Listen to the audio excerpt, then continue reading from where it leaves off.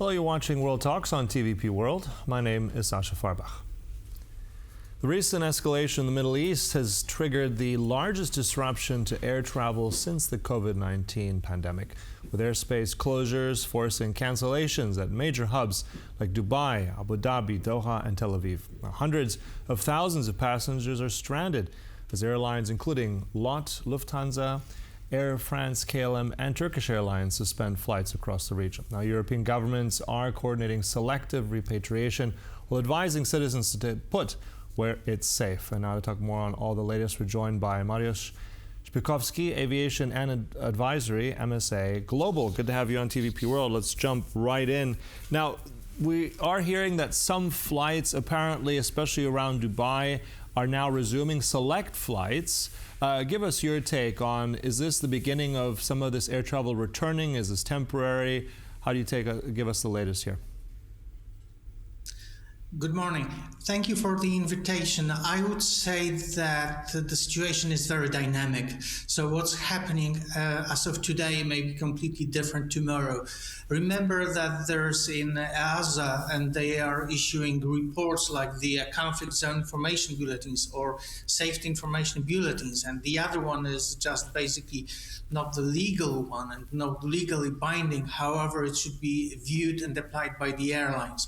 But what I would say is, as I've said, the situation may change at any single moment. So we must keep in mind that airports, as the basic and critical infrastructure, especially for hub airports, is potentially the one to be most vulnerable and I would say exposed to attacks due to the results that may happen. But if you are a passenger, if you are stuck somewhere in the region, I would basically recommend not rushing to the airports, not moving to another airport, because basically the situation may be the same. Mm-hmm. However, be ready that you may be called for your flight at any point in time, having very little time for you to prepare and to get to the airport. So this is also the situation all passengers have to face. Yeah. The other challenge and the other thing that may apply to all the passengers is the significant number of arrears and the airlines they have to face. Remember that this is the major disturbance in their airport, in their network planning. So they will have a number of passengers cascading and accumulating for their next flights. So basically that may take days or even I would say weeks in some cases for them to return to normal schedules. So this is also what should be kept in mind.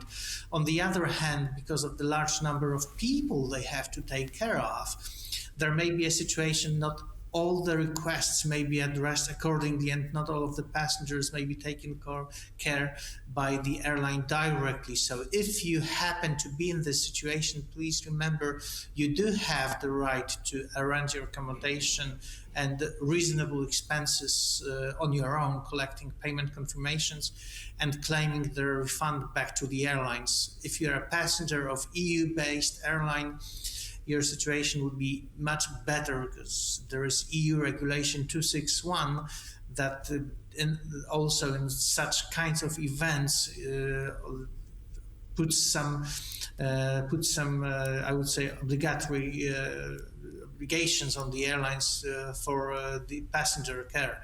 However, if you're for Emirates and any other airlines, they are also quite well known for good passenger care because of the reputation, so I don't think that's going to be the issue.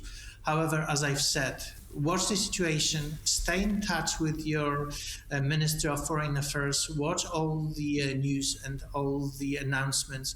If you are a tourist and your trip was organized by a tour operator anywhere from Poland or anywhere else, get in touch with the operators. They often have crisis management teams and they would remain in constant contact with the passengers. So this is what I would recommend. Okay, thanks for that. I also want to ask you in terms of, we're hearing that there are some flights that are now in the air and returning, different carriers. At the same time, I'm just curious, what is that decision process here? I mean, this is the decision of the authorities at those airport hubs. what makes that call, or rather who makes that call, what's determined safe? I mean, there's still bombings, some certain airspace closures, so why are some flights here being cleared and some are not? Walk us through that. Well, if the airspace is closed, yes, there's no way for any airline to organize a flight there. That's for sure. However, if you have certain restrictions that are imposed in this respect. So as I've said, the major one is the conflict zone information bulletin issued by EASA. So this is about the threats in the airspace of all the affected countries. However, there are things, as I've also mentioned, like the safety information bulletin, which defines the safety standards and all the recommendations for the airlines if they plan their networks or ad hoc flights or whatever. So the other one, the latter one, is not legally binding. It's kind of the indication. However, any responsible airline would take extreme measures to look at those implications. If the aircrafts are leased or they are just owned by the airlines, regardless which option is in place, there's also insurance policy, and flying to war zones falls under special restrictions. So I would say it's difficult to give a general recipe, what is allowed, what's not allowed. There may be some special rescue flights that are arranged by the ministries of different countries, so that might be the case. Also remember that even if a flight is activated in whatever way, it may still be diverted on the way. This is one of the things. So if an airline resumes their flights, as of now, it still may change at any moment. So let's be aware of that as well. Yeah. That's why I've said, that is why what I've said. So if you are there, basically stay alert, get ready, do not rush anywhere before you get a clear instruction from your airline or, tour operator to move to the airport. Yeah, so these are, as you said, very precarious situations at the moment, but also curious because these airports, hubs like Doha, hubs like Dubai, Abu Dhabi, these have become huge logistical hubs, not just for passenger flights, but also for cargo. I mean, give us your take a little bit about the financial impact of all this, the cargo that's maybe being diverted or stuck. How much of this is impacting now this whole region, and what's the cost of all this? Well, first of all, I would say that in the aviation business, which is definitely a global business, so it's connecting different regions, continents, economies, and so on, it's always the business that's most exposed to this kind of disturbances. So first of all, we would say that in the airline, if you're in the airline business, the unexpected, the unforeseen, or this kind of disturbances are so regular that they should also be kind of, planned or predicted in the airline business. Of course, nobody does it because it's something that's totally unpredictable. But the fact that something like this happens for sure. What I would say, we have quite a strange situation and quite a complex situation. First of all, we have the war in Ukraine, which affects the airspace there as well. Then we have the situation with the major hubs in the region in the east. So for sure, a lot of cargo, a lot of goods is transformed through the hubs. How it's gonna happen and how it's gonna affect the supply chains is difficult to say at this moment. For sure, the flights would be disturbed. For sure, there's definitely a major impact on that, but it's much too early to calculate it. We will see when we have the reports as the companies, not only the freight companies, but also supplier of goods and also the receiving companies, factories, how they react, how they accommodate their own reserves. Mm-hmm. We will see. It's much too premature to evaluate the impact. For sure, the impact would be huge. Right. And also at the same time, as you said, this is something that we're just covering as it develops.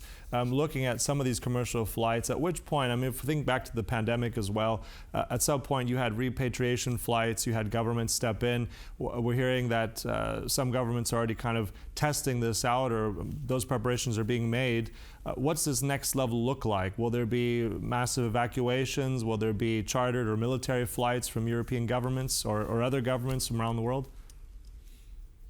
Well, I would first of all, I would note a huge difference between what we had in the pandemic and what we have right now. Of course, during the pandemic times, we did have to face different regulations and different reactions in different parts of the world. Yes, so however, it was more controllable, because the governments could, knowing what the situation is, what the challenges are, could undertake some safety measures. They could basically take care of the passengers of the flights, because there was no danger, no threats in the air. Right now, I would say that every flight that goes to the war zone is exposed to a serious risk. Yes, so it's economic, but also it's political. I don't think that any government would like to risk the situation when their flight with their passengers on board would be put into danger. Yes, somebody has to take responsibility for this decision. So it's always a kind of waiting between the kind of weight balance between what is the risk of people staying in their resorts, which I don't think at this moment is extremely high, yes, compared to the risk of having passengers on board of the aircrafts flying over the war zone. I don't think that any country, any participant in this world conflict would like to be exposed to being blamed for any kind of disaster in the air. However, this is something that can be taken out of control. It may happen, unintended. So those are all the factors that have to be well thought over and balanced. And for this reason, Sorry to jump I wouldn't dare to speculate on that. It's pure speculation what's going to happen. Many factors indeed. And of course, as you said, I mean, right now, all those stranded must be connected to the airline and their respective embassies for the latest information. Thank you so much for all those insights. Yes. That was our guest here, Mariusz Szpikowski, MSA Global. Thank you so much. We'll have to conclude. Thank you. Thank you very much. Thank you. And thank you for watching. It concludes World Talks, but stay right here on TVP World for more news and commentary. Goodbye.